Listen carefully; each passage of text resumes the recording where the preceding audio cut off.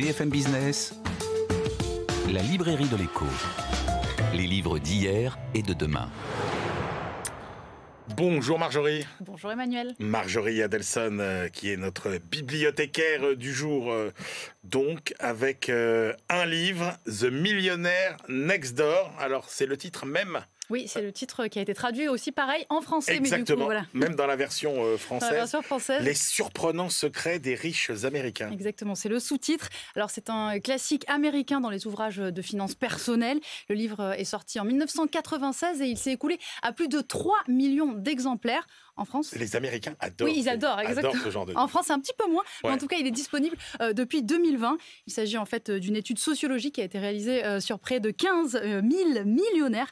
L'idée, c'était de comprendre leurs habitudes, leurs points communs et surtout comment ils en sont arrivés là.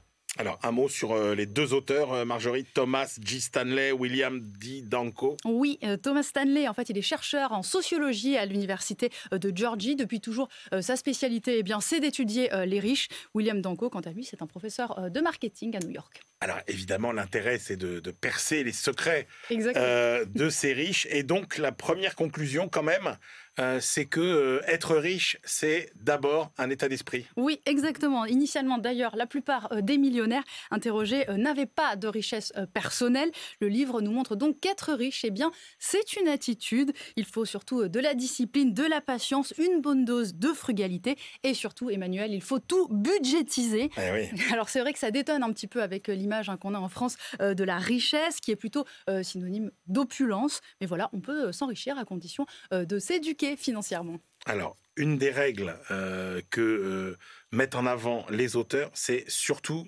de fuir le marketing. Oui, alors c'est pas toujours facile, surtout maintenant à l'époque des réseaux sociaux où la publicité ciblée, elle est vraiment partout et où donc la tentation est extrêmement grande. Ce qui apparaît justement dans le livre, c'est que les personnes du panel voulaient être riches, mais ne pas paraître riche, donc exit les Rolex ou encore les autres achats comme ça un petit peu impulsifs. Et d'ailleurs, 80% des millionnaires interrogés sont, on peut dire, indétectables à l'œil nu. Ils roulent en voiture d'occasion, ils habitent dans des quartiers de classe moyenne, mais par contre, ils investissent tout ce qu'ils épargnent. Ouais, c'est toujours la question que je me suis posée. Est-ce qu'on devient radin parce qu'on est riche ou est-ce qu'on devient riche parce qu'on est radin? Alors, quand même, là où c'est intéressant, c'est que ça n'est pas du tout une espèce de livre qui nous donne des clés magiques comme ça pour devenir riche du jour au lendemain. C'est être riche, c'est une discipline, c'est des efforts et en fait, c'est le fruit d'années de travail. Exactement, c'est vraiment une vision à long terme. Et puis surtout, aujourd'hui, on parle beaucoup de sortes de success story comme ça. On a l'impression que pour devenir riche, il faut soit choisir dès le départ un métier extrêmement rémunérateur, soit être dans son garage en attendant de trouver la bonne idée de business. Donc voilà, c'est ça vraiment le mérite de l'ouvrage, c'est qu'il propose un chemin qui est accessible à tous. Certains des interrogés, par exemple, avaient des très bas salaires quand ils ont commencé à épargner. Donc vraiment, si on doit retenir une leçon de ce livre, c'est que la richesse se pense avant de se créer.